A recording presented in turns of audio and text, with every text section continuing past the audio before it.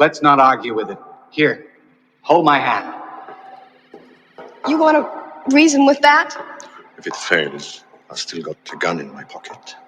Don't worry, I'll make it plain I'm acting on my own. You'll be all right. Zarkov, it's plain suicide. No, it's a rational transaction. One life for billions.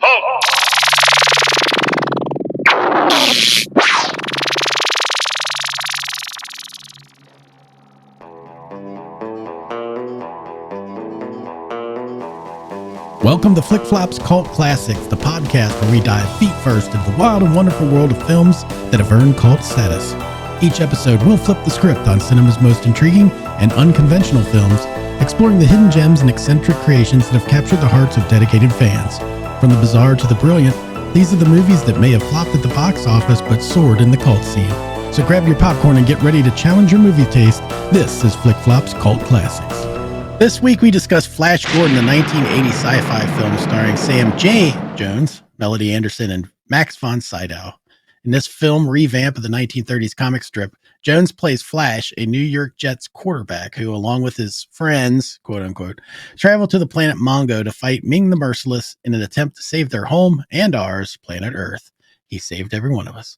Are we card-carrying compatriots of the cult classic? Find out in this episode of Flick Flop's Cult Classics. Yeah. God, there's just so much wrong with this. Planet Mongo. Oh my gosh, I don't even know where to start. But let's start with some numbers. I know you probably got some. This one might actually take me out. Oh God. Okay. Shit. Hang on. Let's see. Flash Gordon, 1980 sci-fi, as Gary pointed out. Sci-fi. Rotten Tomatoes has this sitting at 83 with the critics and 69 with the audience, which is fresh and also surprising to me. We'll dig into that in a minute. The budget for this thing was $20 to $27 million. Again, the numbers are a little round because they can't. This was made a lot of years ago. Yeah. Box office, they say it brought in $46.5 million. Written primarily by Lorenzo Sample Jr. and directed by a guy named Mike Hodges. I didn't have anything else really of note from Mike Hodges. Lorenzo Sample, though, oddly enough, you'll see. I'll jump slightly ahead to talk about something to bring it back to him. This has a very campy feel to it when you watch this film. Mm-hmm. That Lorenzo Sample, for those that do not know, and I didn't know until I did my research, he's the one who developed the 1960s Batman. Joker's good. What a kick turn. But watch Batman trimming.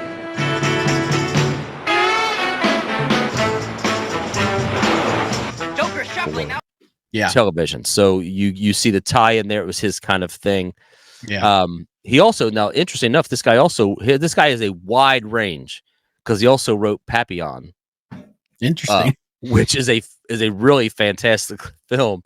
And he also has speaking of bonding, Gary, I know you were thinking about your favorite James Bond related podcast. That's true. By Andy on the Tummy Twins Network. Yeah. He also wrote Never Say Never Again, which was the return of Sean Connery to the James Bond franchise in 19. Funny that you have a Bond over your shoulder at the moment. And oddly enough, you didn't mention Timothy Dalton in your rundown, which I thought, hey, what's he doing in this film? There's a few names I skipped for the time being because I do mention two people in my notes here. So So I didn't do all there's quite a number of people in it. Like that's all I got. Deep Roy's in it. Yeah. For numbers and whatnot. Did you find out what the cost of a ticket would have been in 1980? The average ticket cost in 1980 was $2.69. So what did you say this movie made again? Wow, $46.5 million. Okay, well, you could probably attest about $53 of that from me. Really? Really? Yeah, I saw this movie a good handful of times. Oh my gosh! Theater. Yeah. Well, you'll be surprised to know this was the first time I'd ever seen this movie. Really? Oh no! I definitely know where we're going, and I think it would be right on my prediction. Because I think It was odd because parts of this, when I watched it, seemed familiar, but I don't recall ever seeing this movie. I would have never gone to see this in the theater that I know of, unless I was going like my brother took me or something. Yeah. And he might have, but I have zero recollection of seeing this movie as I was watching it. I think I've seen clips over the course of my life, and that's what I'm attributing to my memories of this film. Yeah. Do you want to get into this? Well, I will say real quick that for me, during the time period that this came out, we had a what was called Showcase Cinemas up the street, a couple miles from me, and my friend Tommy and I would a lot of times ride our bikes up to I was totally into movies. Yeah, and I would even get Showcase Cinema like gift certificates for my birthday and stuff. Nice.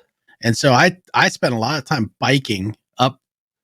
Yeah, because you were what? 3 miles? Yeah, maybe 2, maybe 3 miles. Definitely over by the mall. Yeah, definitely 2 miles. Maybe a little bit long, but not that far.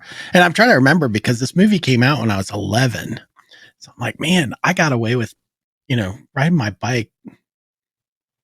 I'm not busy streets. They were busy streets. You imagine letting your 11-year-old kids jump on their bike and like, Dad, I'm going to the mall. Yeah, not a chance, but we did. But anyway, so I know I saw this movie quite a bit in the theater. Really? For me, when I was a kid, sci-fi was my thing. Star Wars. You remember on TV, we talked about that before with, you got different sci-fi films that were on there. Then you've got this stuff all coming out. This was the Battlestar Galactica, all these different sci-fi shows. I don't know could you see somebody dart in there? Okay. Again, I wasn't a Galactica fan. I wasn't a Star Trek fan. Yeah. I did like Star Wars. Yeah. Because I don't think you could have been alive in that era and not been a kid. I don't know how you could have not been a fan. Now, having said that, my wife Teresa, who's the same age as me, 0 for Star Wars.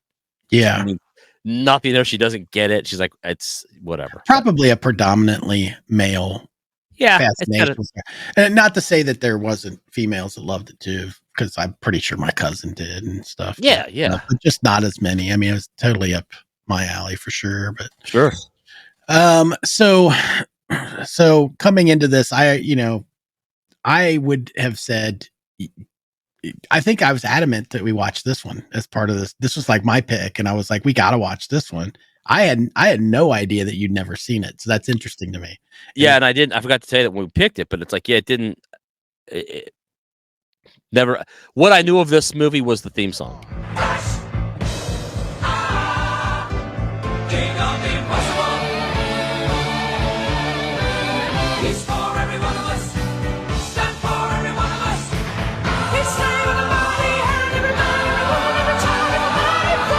Yeah.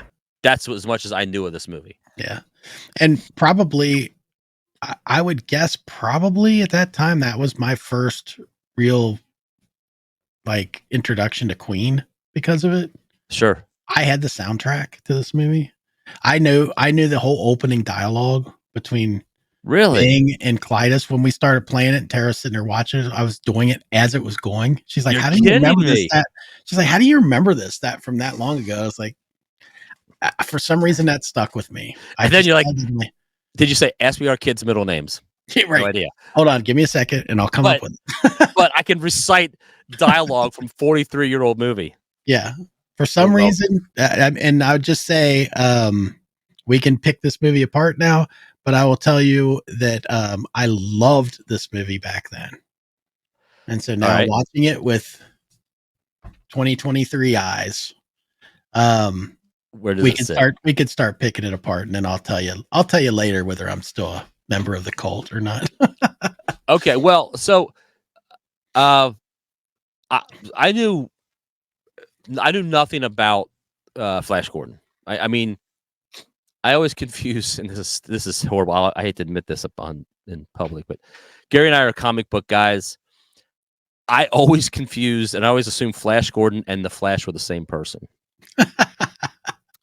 I did, and I say that as a comic. I mean, I can look to my right, and there's 8 boxes of comic books here. Yeah, I have 0 Flash or 0 Flash Gordon, so yeah. I just always assumed they were the same person. dumb. I know people can make fun of me. The 5 of you that are watching, tell me you didn't think the same thing.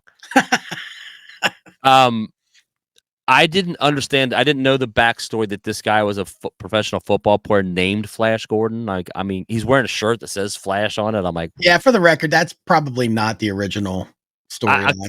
Yeah, because the original story from like the 30s, so I'm sure 30s. He wasn't a football player with the Jets back then. Yeah, no, that's all just that's bringing it current. But the easy, low hanging fruit picking this film apart. There's a lot, and we'll just knock that off. The plot, to me, the plot, it just doesn't make any sense. It's kind of dumb, and I tried to look up, and I ran out of time before our show today to do the prep on what the history of Flash Gordon is. I know it was a comic, it was a serial comic, but whatever. Yeah. So let's just break this down. That this guy is going to planet Mongo, somewhere out in the atmosphere, to go after, as you look at Gary's picture, Ming the Merciless. Which again, I've had people reference Ming the Merciless to me, and I hate to admit some of my stupidity in here, but I am smart about certain things. Not so much.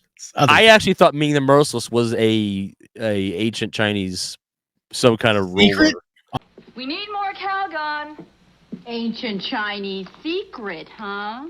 Oh no. Okay. Yeah, I was like, I don't Ming the Merciless, and I was like, oh, it's a guy from Flash Gordon. Jesus, I got to go back and read a history book.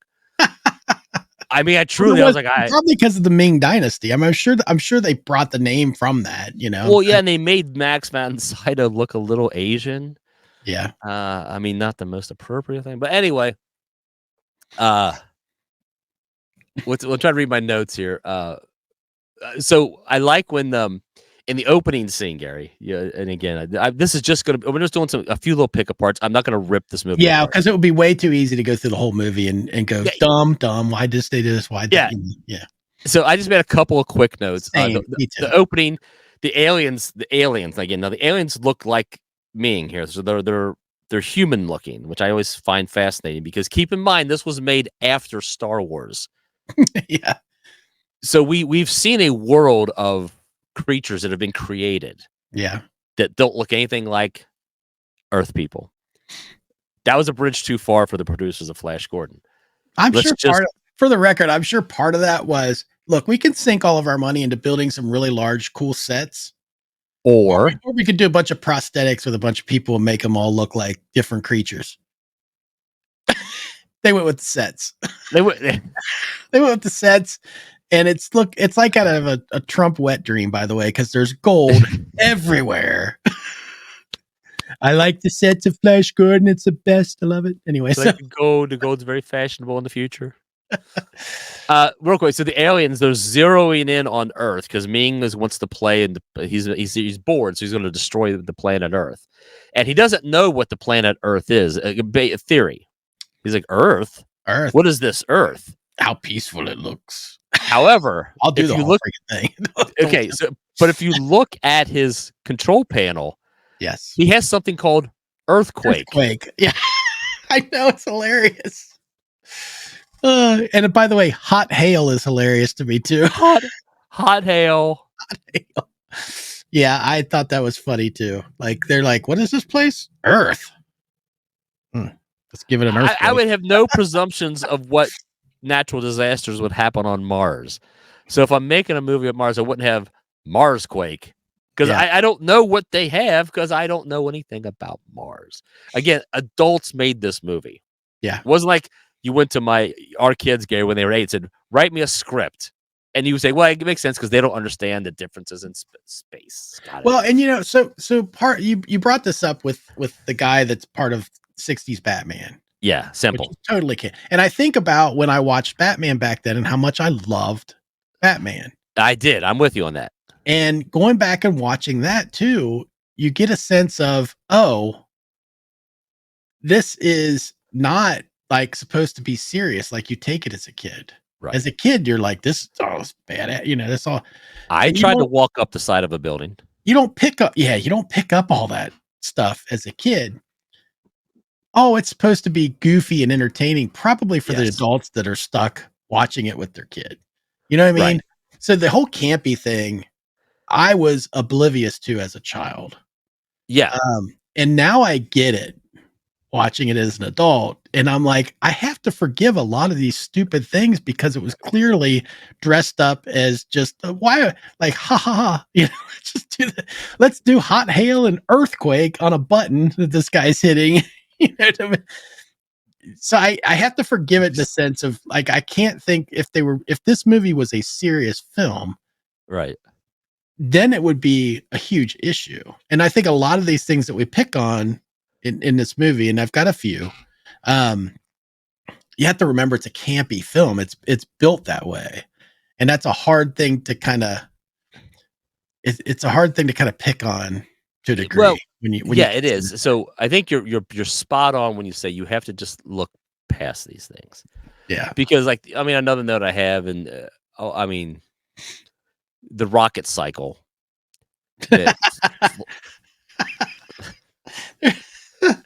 I don't know if I need to say much more. Flash he's in the atmosphere riding a rocket cycle in a muscle shirt, no eye protection, no oxygen, no helmet, no spacesuit.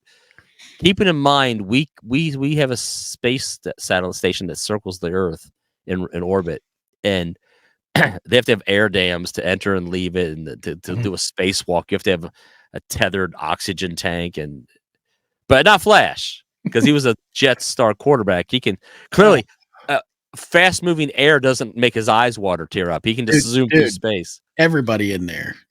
And how does he know what a rocket cycle is? How does he know to turn it on? I mean, I don't know. He started it though. The list of things you could spend all day ripping apart. Yeah. So I'll leave it at that. Again, I would always say that this was made after Star Wars, where Lucas unfortunately kind of spoiled us with what the imagination can do. And I want to make a note. I don't know if you knew this, Gary. Lucas offered to direct this film early in his career, and they turned him down. In fact, he wanted to do a Flash Gordon movie before Star Wars. That's actually what made him go do Star Wars. That's my note says that because they turned him down, he wanted to do something like this. Yeah. And I mean, clearly his ideas were much better than Dino De Laurentiis. I don't remember seeing the Flash Gordon sequel. So there was no Ming Strikes Back and Return of the Ming.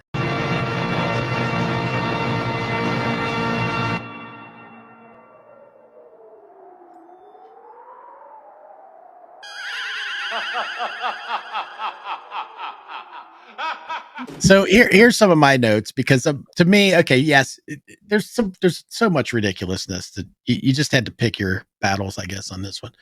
I got a kick out of the fact that, yes, okay, the atmosphere thing is ridiculous. All the planets are ridiculous. I mean, they're not planets like we think of planets. There's like the ice one or whatever, and there's just clumps of ice. Then there's the one that's like a bowl. They're like cloud cities. Yeah, it's all just weird, different stuff.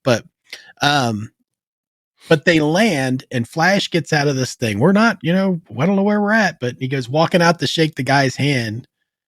And the guy takes out a gun. This still makes me laugh thinking about it. That shoots a hand. Hello. We're from Earth. Friends.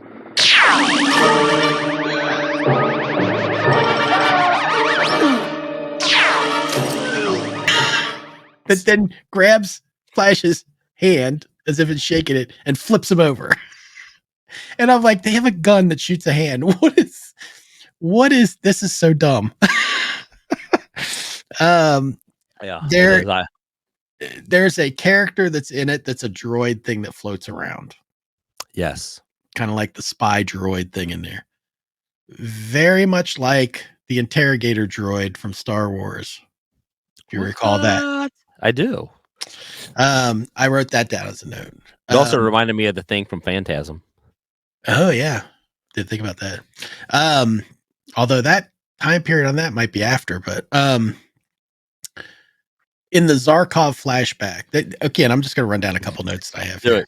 In the Zarkov flashback, which is hilarious because they're trying to wipe his memories out. And so you see a quick play of a bunch of his memories. And the one that made me crack up was that he's clearly after he's just got married, and there's two of his buddies or whatever. Yeah, I guess you just have to assume that's what this is. And they pick up and they're swinging his wife and throw her in the pool, and the next thing you know, she's drowned. Yeah, I know. I was like, and then they're all sad. They're like, "Oh, it's like what? Your friends killed her." What was that all about?" That actually made me laugh out loud. And I know I've seen this movie so many times. Now, not since back then, but at the time, that that never dawned on me. That was hilarious to me. It's so dumb. You know who that actor was, right? T'Pol. Yeah. From Fiddler on the Roof. Famous for Fiddler on the Roof. Yeah. And I have the nice atmosphere, nice planets. The planets are ridiculous. For some reason, there must be oxygen everywhere. Yeah, like we were missing the boat here, and we could be traveling to these other planets. Yeah, but another thing that it's because of the special effects, but it still kind of made me laugh. There are the Hawkmen that are carrying Zarkov, and they were my favorites, by the way. Yeah, and Brian Blessed, by the way, still one of my favorite characters. He's the main Hawkman. Is he the main guy? He's always he got a little bit of an underbite. Yeah, he was great. He's hilarious. But they're flying. The Hawkmen they've got trapped Zarkov and Dale, and they're flying them. Yeah. And what it's so stupid, but again, that's kind of what all this is. That made me laugh because I'm like, if they were being flown and hung by their hands, they'd be like this. But they're not. They're like as if they're flying too. It's hilarious. So dumb. You could totally nitpick everything in this movie. And then I also have that there's a few Star Wars actors in it. One of the pilots in the in the beginning. There's a brief cameo, by the way, that I had to go look up because I'm like, the dude that just threw the luggage on the plane at the very beginning, was that Robbie Coltrane? I don't know if you're familiar with him. What's the name? Yeah. I was like, that looked like him, but he's in it like 2 seconds, and that was him. That was really him. I was like, really? That's keep in mind this whole thing was shot in England. Yeah, there's a lot of English actors, just like Star Wars was. Yeah. So you've got a lot of mixed, actors in there that are like extra kind of.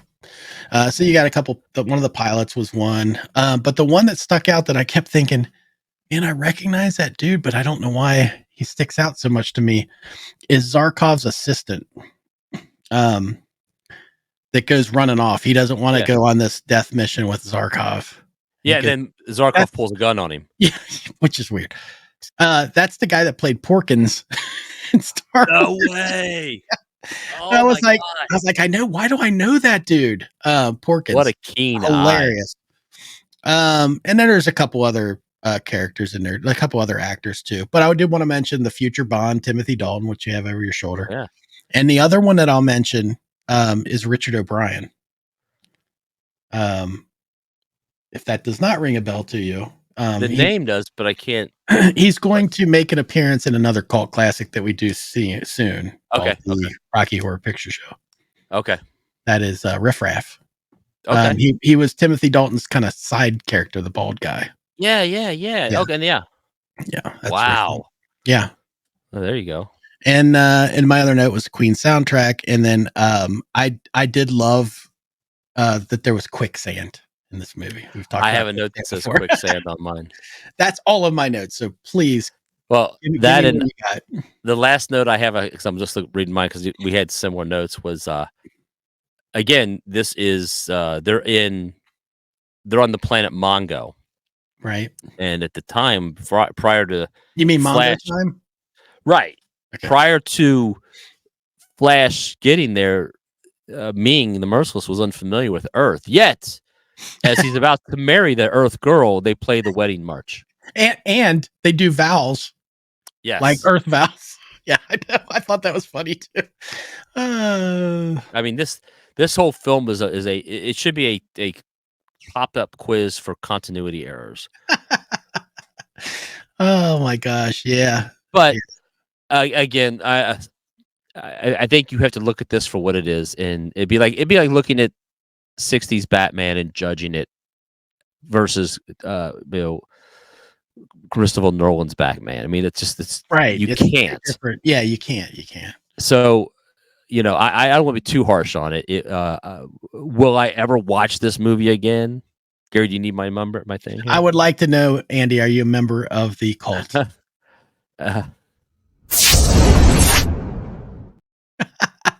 No. And once again, when was the last time you'd seen this prior to just recently? I mean, maybe I rented it. Maybe back in the day.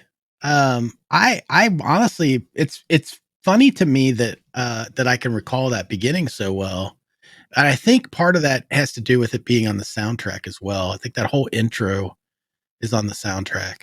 And so I think it was even beyond just seeing it so many times. I also listened to the album so many times.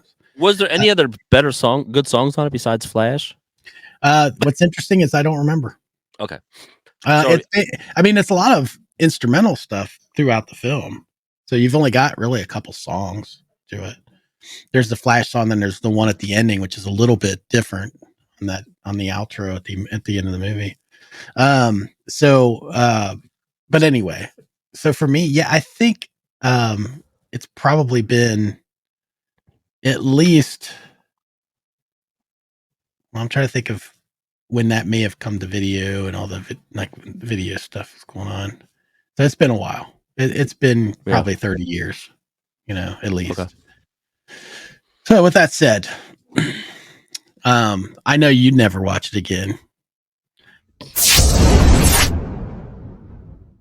I'm still a freaking member. I still love it. It's kind of like Strange Brew with Brent. For me, our friend Orion. Yeah, this is just one that I still love it. It reminds me of when I was a kid and would see it. And, I think that's what's beautiful about cult films. And I can look past all of the stupidity.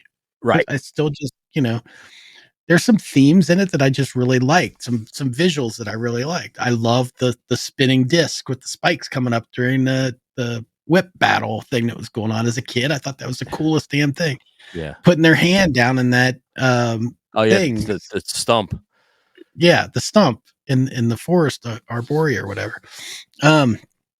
Yeah, I just loved it. I get it. For me, there's it's not a same comparison, but a slight adjacent is I always have a special place in my heart for the original Willy Wonka and the Chocolate Factory. Yeah. It's not, I wouldn't say it's a great movie, but it means something to me. And I just watched it again Christmas Eve. We were in a hotel in Cincinnati and I caught it and I was like, oh my God.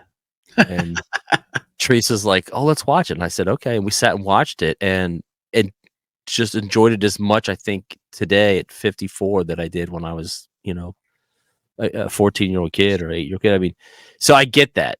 Yeah. So I think it's that sense of wonder and stuff you had as a kid that kind of returns. And then the nostalgia of it. I mean, we long as you get older, you long to hold on to what brought you so much joy. Can you hear sirens? Okay. No. But again, as I said, this is a movie I would have seen in the theater, so it doesn't hold anything for me. I didn't care. I wouldn't have cared for it then. It doesn't do anything for me now. I mean, I just look at it. I'm like, I mean, it was work for me to get through this film. Was it? I can imagine. Yeah. I can imagine. But I could see that.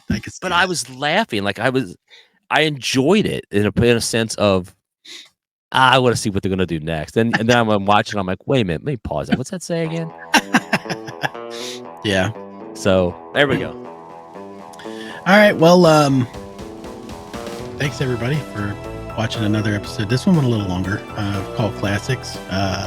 We hope you are enjoying this new vein here. Please like, comment, and subscribe, and let us know if you watch Flash Gordon. Are you a member of the cult or not? Are you Andy or me? Let us know. And to bring back Willy Wonka, since you said that, I will say good day to you, sir. I said good day.